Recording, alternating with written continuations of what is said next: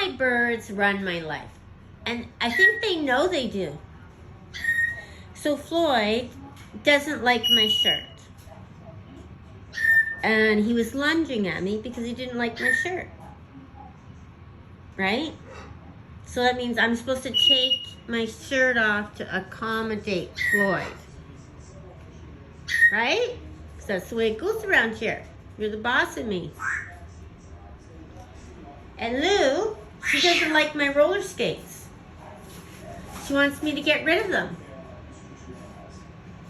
So she's just going to yell and yell and yell whenever she sees my roller skates. And she's going to make the biggest fuss so I don't roller skate. Right? And you just squawk. Right? Like if you don't like something I'm doing, you go, ah, ah, ah. That's what you do. That's right. And so I get up and I come, and what happens? I pick you up, or I stop doing what you don't like me to do.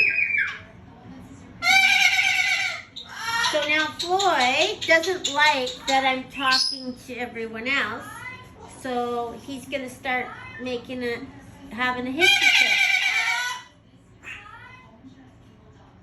And Kiwi over there, she doesn't want to hear Floyd yelling, so I gotta stop Floyd yelling to make Kiwi happy.